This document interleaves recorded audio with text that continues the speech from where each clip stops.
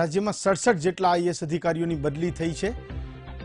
ગુજરાતના 67 આઈએએસ અધિકારીઓની બદલી થઈ છે। સાબરકાંઠાના કલેક્ટર પી સ્વરૂપની પણ બદલી કરવામાં આવી છે। યુજીવીસીએલના એમડી તરીકે તેમને મૂકવામાં આવ્યા છે। વિક્રાંત પાંડેની પણ બદલી થઈ છે। અમદાવાદ કલેક્ટર અવંતિકા સિંઘની પણ બદલી કરવામાં આવી છે। તો રાજ્યના 67 આઈએએસ અધિકારીઓની બદલી કરવામાં આવી છે। જૂનાગઢ કલેક્ટર રાહુલ ગુપ્તાને પણ બદલવામાં આવ્યા છે।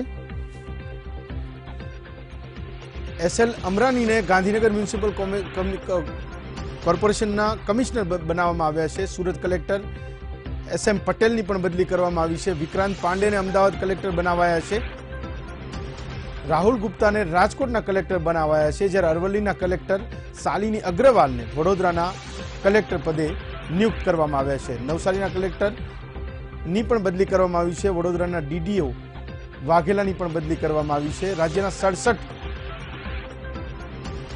આઈ કે પટેલની ખેડાના કલેક્ટર તરીકે બદલી કરવામાં આવી છે। આ અંગે વધુ માહિતી આપવા માટે મારા સહયોગી મેહુલ દેસાઈ જોડાયા છે। મેહુલ, જે રીતે 67 આઈએએસ અધિકારીઓની એક સાથે બદલી કરવામાં આવી, કોઈ મોટું કારણ છે આ બદલી માટે?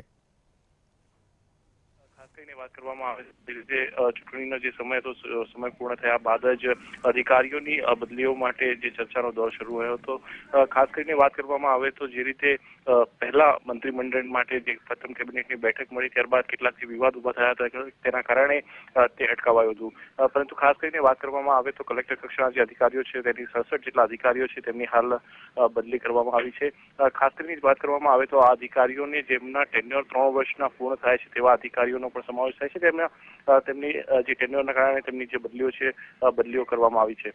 ખાસ કરીને વાત કરવામાં આવે તો ડોક્ટર વિક્રાંત પાંડે અમદાવાદના નવા જે કલેક્ટર છે તે કલેક્ટર બન્યા છે, જ્યારે અવંતિકા સિંઘ જે છે તેમને મેનેજિંગ ડિરેક્ટર બનાવ્યા છે ગુજરાત સ્કિલ ડેવલપમેન્ટના। શાલિની અગ્રવાલ કલેક્ટર વડોદરાના બન્યા છે અને એસકે લાંગા જે ગાંધીનગરના કલેક્ટર બન્યા છે।